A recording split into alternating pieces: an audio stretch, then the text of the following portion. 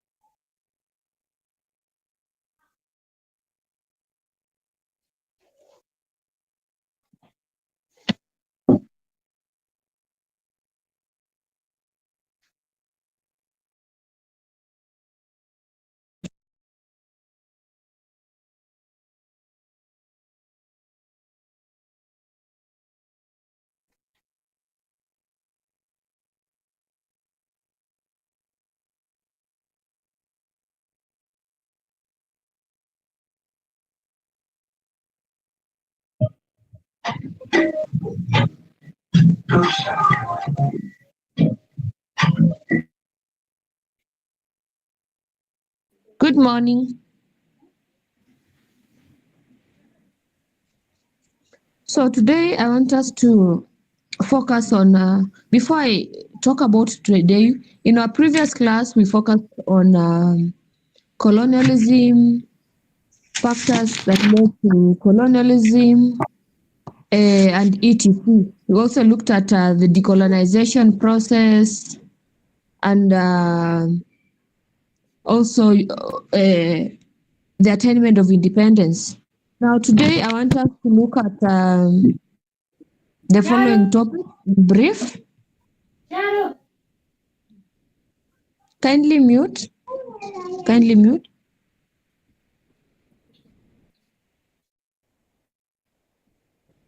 So I want us to focus on Africans failed to learn from colonialism. Africans failed to learn from colonialism. So maybe I can just ask a question. Do you think Africans have learned from colonialism? From the epoch of colonialism, what they experienced, the challenges they experienced in terms of discrimination, racism, political suppression, economical suppression. Do you think they learned from colonialism? So it's good as historians and also as Africans to learn from the past challenges so that we can prepare the future. So our today's topic focuses on Africans failed to learn from colonialism. Africans failed to learn from colonialism.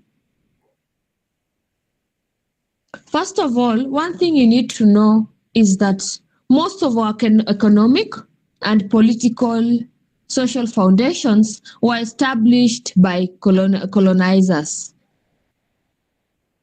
They are the ones who brought all the entities together, the small communities together into one rulership.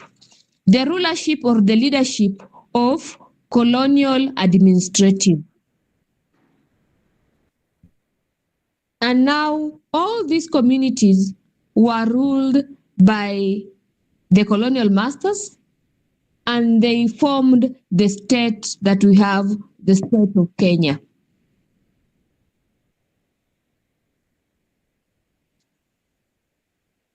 And having brought all these communities together was quite a lot of work, because most of these communities had rulers like kings and queens, but they were not paid salaries. They were just the leaders of the communities. They were just paid by the administrative people in the administration.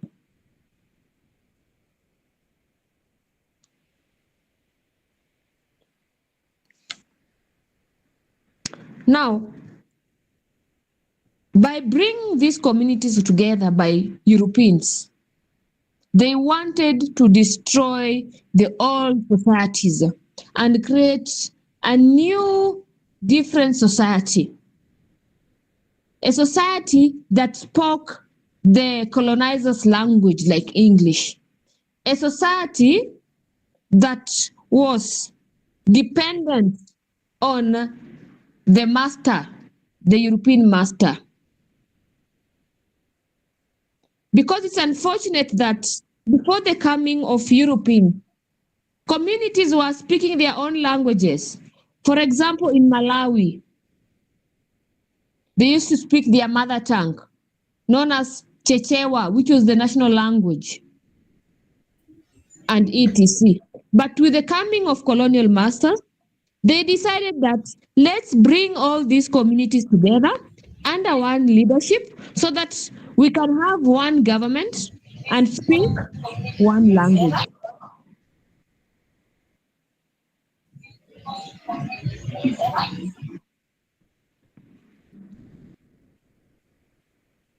These colonial masters, the Europeans,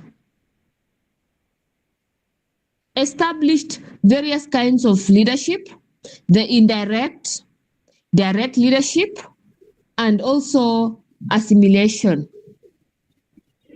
They also introduced certain measures that were very harsh to the Africans, certain policies that were very harsh to the Africans, and also in Kenya. For example, in Kenya, there was introduction of identity card, the Kipande system, so that people cannot dodge away from working. And also people were identified. Oh, sorry, when you're mengia late, I'm just going on. Now, the colonial subjects were identified by the means of Kipande system. And this Kipande system were established so that people could not dodge away from working.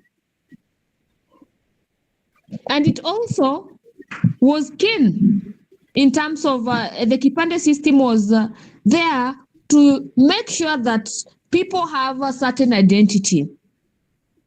And later on, this Kipande system was further reinforced by taxation system.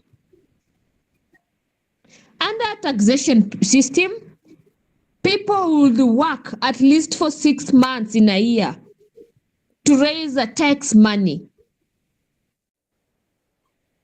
And this taxation were taking various forms. House taxation and so many other kinds of taxation. During the colonial period, Africans were forced to work in European settler farms. So there was forced labor, which was unfair and very harsh for Africans. Another aspect that was unfair in relation to colonialism, and these aspects, it's a proof that we haven't learned from the colonialism. The education system was not free. The education was not free. But now for the boys, it was compulsory. And even parents were arrested for not taking their sons to school. And this education was established in a discrimination manner, whereby you could see that the education system the African children got from the formal education was different from the education system for the children of the white masters. The education offered Africans, that were offered to Africans, was just to prepare them on how to respond to their master, on how to work as slaves, but not as masters. But education offered to the children of Muzungu was to prepare them to be the master and to prepare them for white-collar job. And also education during the colonial period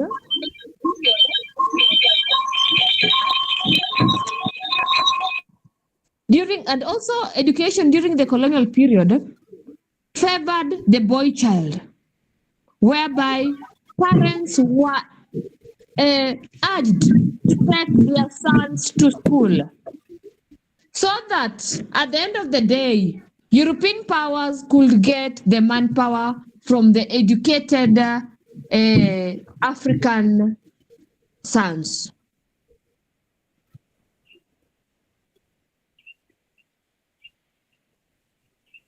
Another thing that we need to learn as Africans during the colonial period is that the church people came in the name of introducing Christianity, but the church played an important role in preparing the way of colonial master, the colonial administration. So the church prepared way for the establishment of colonial administration and education. So basically, the church lured the people of Africa through religious engagements. It lured the people of Africa through values and morals as stipulated by the Bible and the religion itself in general.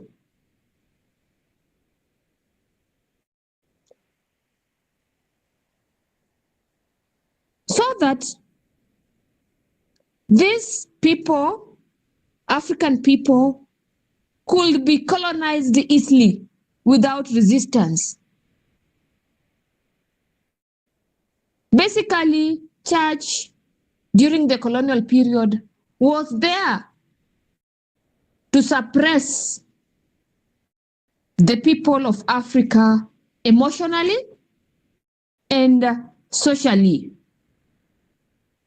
So basically, the church played a direct role in colonialism and also introduction of colonialism and also suppression of Africans by giving them values of respect, giving them values of being humble as you are being colonized.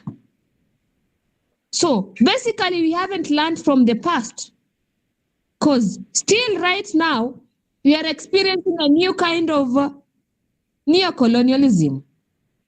So basically, we haven't we are still encouraging colonialism of a new kind. Another point regarding if Africans have learned from the colonialism.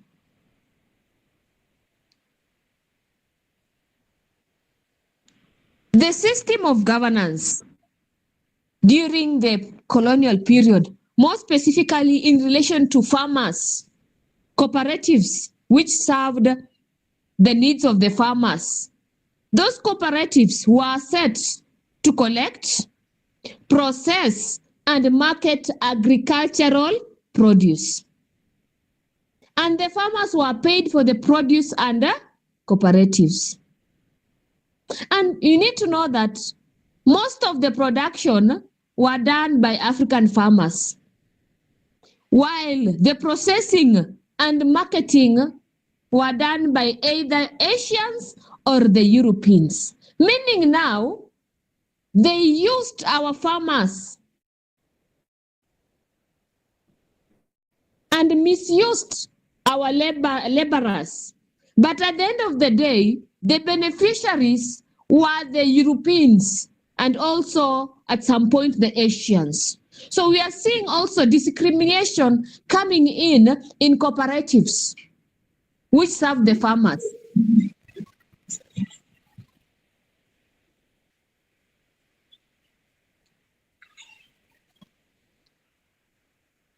Another important aspect regarding colonialism, we also have the system of administration.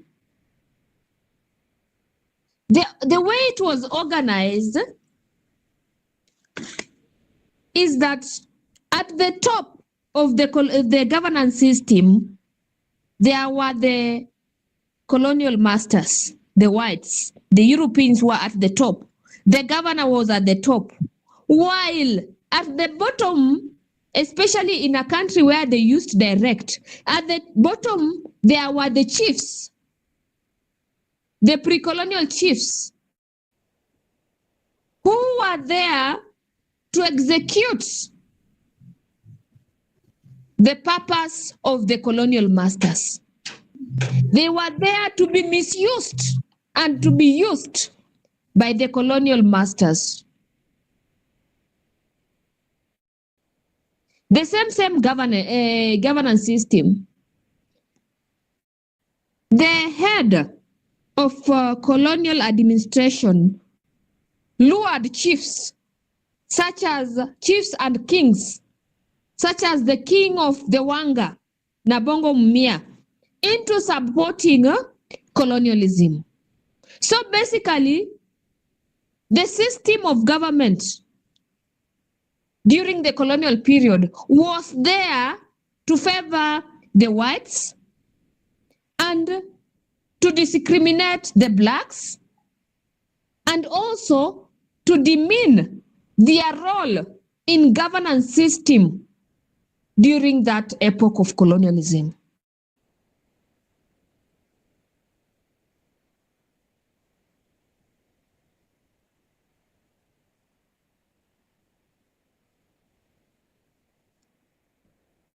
So,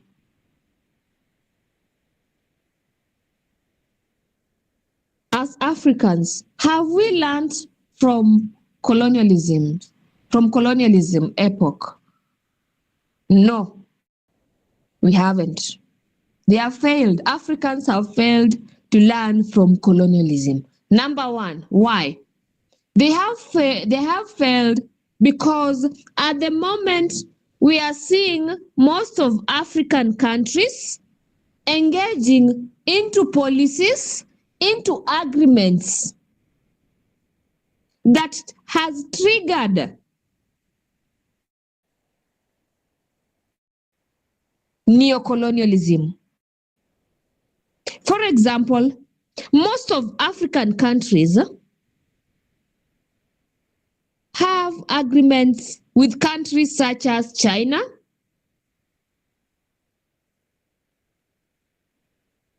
with countries such as China in relation to debts, loans, infrastructures such as roads, establishment of hospitals, and etc. Number two, a new kind of colonialism again, the churches. The churches are coming in handy. In fact, right now there is an intersectionality between the church and the state, and also the new colonial masters, whereby we are seeing so many pastors and missionaries being invited to countries such as Europe and other USA and Australia for the purpose of missionary work. And you're also seeing more pastors from the Western world coming to Africa in the name of spreading Christianity, and also for also benchmarking and etc. Basically, their purpose is to influence their control over Africans. And when they are trying to influence their control over Africans, they always influence in social aspect, and church comes in under social aspect, whereby they influence our society through social aspect. And church is part of social aspect because it touches on the way people live, because the church touches on the value system. The church touches also on the morals in the society. In terms of economic system, we haven't learned from the previous activities of the colonial masters. Currently, we are being involved in so many loans, and we end up in debts as African nations. And these debts is what hounds our countries in Africa for years. These debts will destroy our economic system. These debts will destroy the next generation of leaders. And this, at the end, will disrupt our economic system. So basically, our economic system is affected through so many loans that we engage into in the name of sustainability of our country and other countries in Africa. Another factor, economic factor that might affect our countries in Africa is the utilization and over-reliance or over-dependence of IMF funds and World Bank funds. So my parting point is that as much as we lamented about colonialism, we are yet to learn about colonialism. For us, lamenting about colonialism was just theoretically, but not there is no practicality in it. It was just a theoretical perception or approach. But practicality, we have failed to learn from colonialism, and that's why we are experiencing a new kind of colonialism with new actors.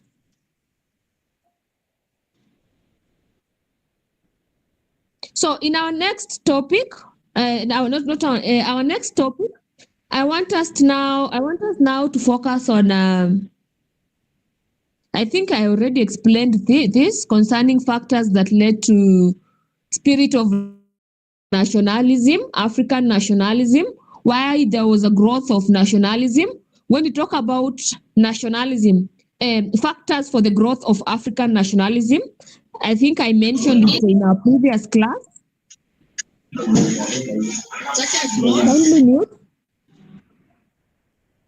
Mute. If you don't mute, I'll just remove you from the group, kindly.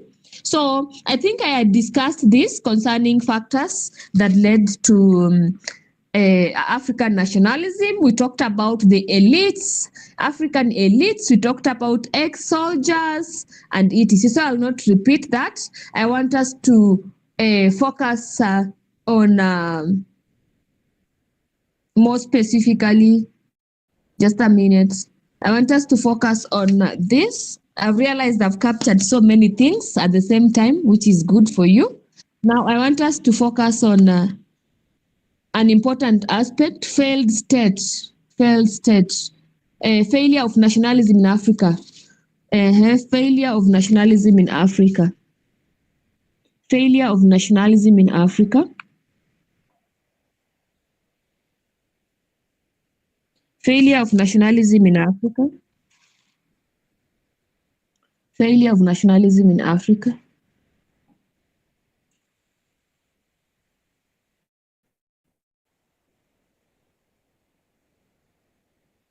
Why has nationalism failed in Africa, especially after independence? Why has it failed? During the 1945, 1950s, 1960, nationalism was at the peak. It was at the peak in all African states. People are determined to gain independence, to gain self-rule. However, with time, we are seeing that nationalism is dwindling.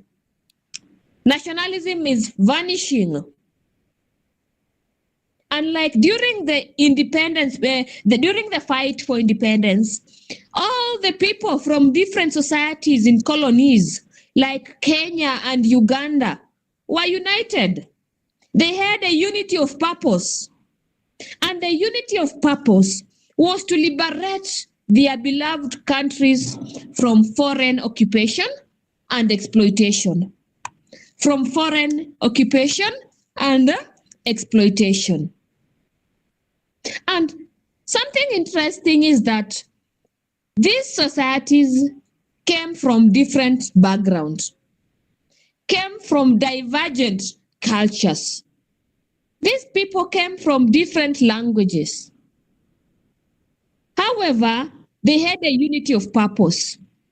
The purpose was to liberate themselves from the bondage of colonialism.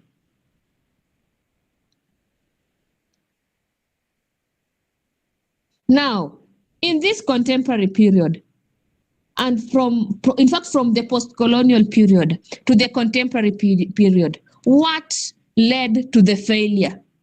What led to the dwindling of nationalism? One, we can talk of tribalism.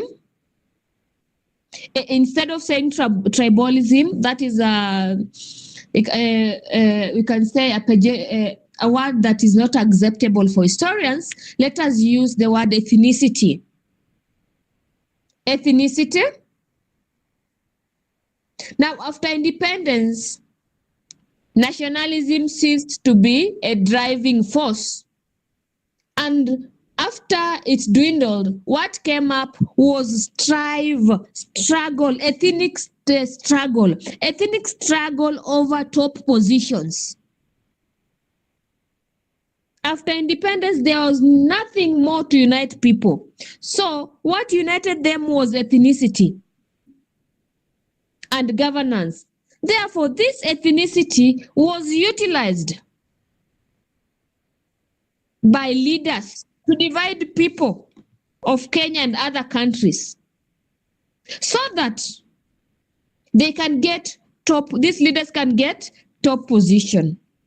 So there was ethnic struggle over top positions in the government. There was struggle over the share of national cake. Ethnic struggle over the share of national cake.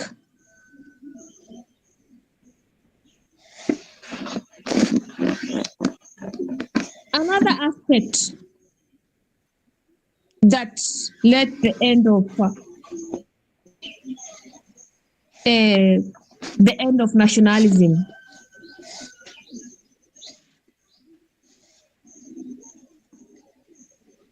is something we term as challenges of post-colonial challenges.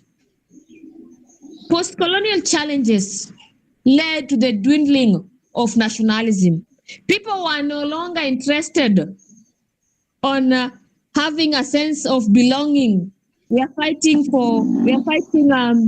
a war of maybe supporting each other, supporting our country. Because after independence, most of the African countries were facing challenges. In regards to economic challenges. More specifically, hunger, we can say food shortage, which leads to hunger. Challenges regarding infrastructures, challenges regarding healthcare system. And this really affected their life in the post-colonial period. And not only their lives, it also affected their spirits as people of a certain state, as Kenyans, as Ugandans, because of the challenges that were facing after the colonialism, the post-colonial challenges. Another important aspect that led to the dwindling of nationalism is that immediately after countries gained independence,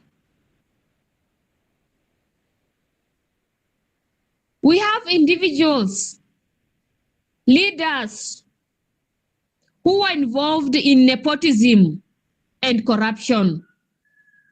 This nepotism and corruption affected the spirit of nationalism because Africans felt that they were sidelined and they were misused and taken for granted. And this nepotism and corruption plays out in various facets, such as distribution of resources, employment of people in various sectors. Another reason why.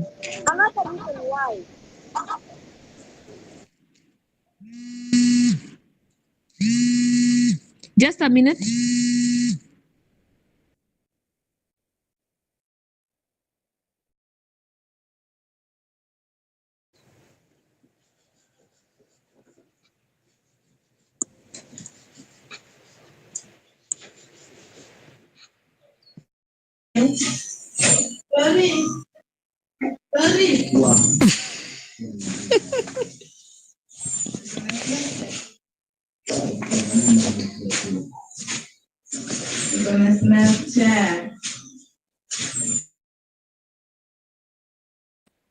Sorry for that. Another point regarding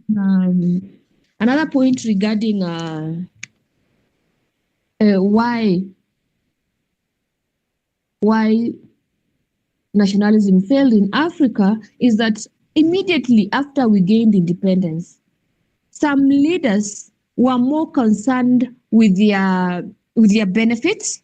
Some leaders were more concerned with the benefits that come with the leadership.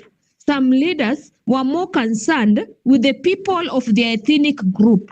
For example, when Kenya gained independence in 1963, people such as our president, our first president, prime minister of Kenya, first prime minister, later on the president of Kenya, Jomo Kenyatta, was more interested in supporting his people because basically I understand why he did that. His people were among the communities that were highly affected by the colonialism. Their land was taken.